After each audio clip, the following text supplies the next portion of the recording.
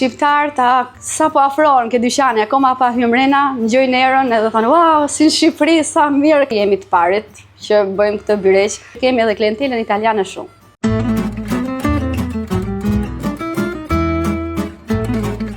Si fillimi ishte burri këtu, që është 30 vjetë që është këtu, pastaj kam marrë unë, kam 18 vjetë që jam, edhe kam punu përpara në fabrikë, ke Gucci, edhe pastaj thamë se jo, mës me hap diçka për vete, me pas diçka tonën pak më të lehtë, por në veshe është më vështirë, pero duke pas edhe pak eksperiencë, sepse deri në vitin 90 ne kemi një dyqan në Shqipëri, edhe kështu që pak eksperiencë kishim. Edhe menduam, okay, avash ta hapnim. Lindi pastaj, ideja ishte për të hapë vetëm për furrë, për bukë, për pica. Pastaj, duke mendu, me qenë se jemi shqiptar, një dyqan që ka mbyre këtore, nuk kishte. Edhe tham, okay, ta bëjmë. Edhe bona një kurs në Shqipëri, e pa që ishte shumë e vështirë, si a dilja do të vetëm. Pastaj morëm një person në Shqipëri që kishte eksperiencë, edhe sot jemi këtu. Ne bëjmë byrek me gjizë, byrek me spinaq, me mishe qep, me qepe patate. Kemi fillu duke bo edhe me suxhuk, edhe me djath. Pastaj kemi përmbërësira baklava, trileqe. Kemi marrë dhe produktet nga Kosova, që po shkojnë goxha mirë, edhe jemi shumë të kënaqur.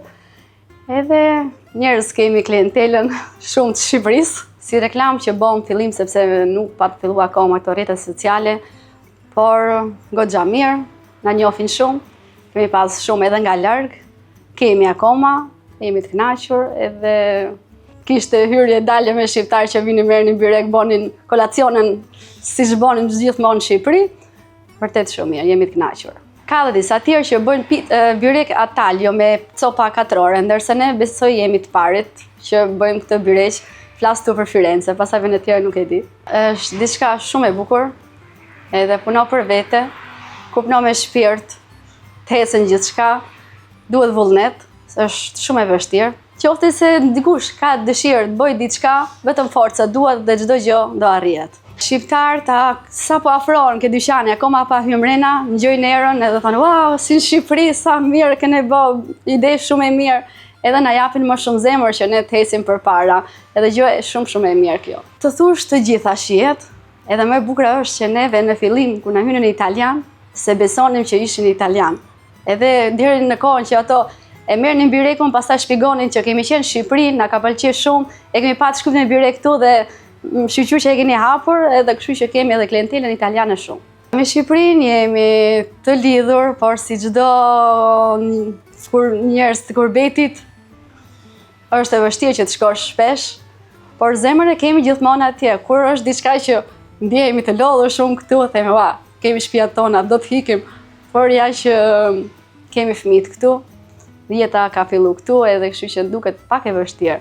Me të ardhmen si dihet mbase, do jetë mirë. Dyqani jonë këtu është zona Via Francesco Veracini, Nove Rosso. Pak e vështirë ta gjej njerëzit, më shumë i themi Via Marigliano Tantuno, sepse janë 2 vija, edhe pero është e kallajt, gjendet. Ne vim 4:30 mëngjesit, edhe hikin 9:30 në darkët. Jam gjithmonë këtu, pa ndërprerje fare, pa kambio, pa ndërrim. Edhe është shumë e vështirë, por duhet kohë. Nga njëherë them ko marrë gjithë këtë forcë, pero duke punu për vete dhe kur ke sukses, e gjen forcën e hes përpara. Është gjë e bukur. Ndjehem mirë në darkë kur mbyll që kam sukses. Bashkëshorti ishte okay me ide me mua që ta hapnin këtë biznesin, por fillimi ishte pak i vështirë, edhe ai bë diçka tjetër edhe me mua këtu, merret shumë për gjithçka. Edhe jemi veç ne të dy, edhe kemi dhe punëtorët.